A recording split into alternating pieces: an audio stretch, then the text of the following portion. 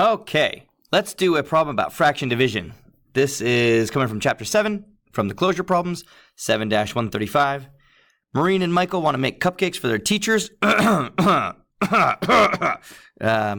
have 6 tubes of frosting, and each cupcake requires 2/7 of a tube of frosting. How many cupcakes can they make? Show how you know. So I decided to go visual on this. Here are my 6 tubes of frosting, and I cut them into 7ths because each cupcake needs 2/7 of a tube. So we're going to be kind of boring. We're going to call them teacher A, B, C, D, E, and we're just going to see how many teachers we can get. All right, so here's the first teacher, teacher A, and teacher A is going to need 2/7 of frosting. So that's for teacher A. Teacher B is going to need 2/7. All right, teacher C is going to need 2/7. That's for teacher C.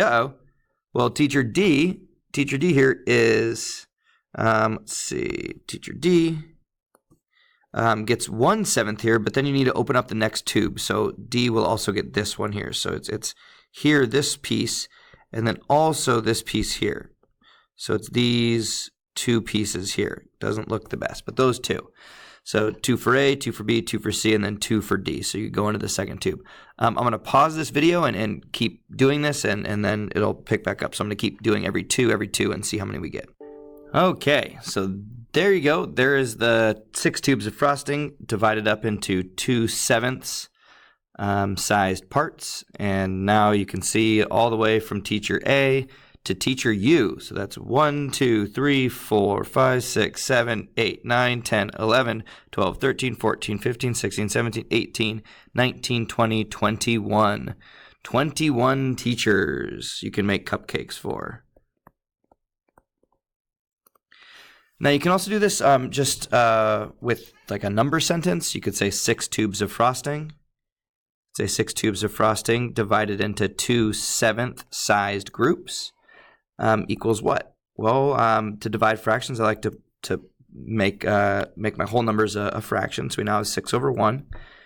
I can divide straight across. 6 divided by 2 is 3, but 1 divided by 7 is nasty. It's 1/7. It doesn't really end up being that great. But if we get common denominators here, something really nice happens. The common denominator between 1 and 7 are 7.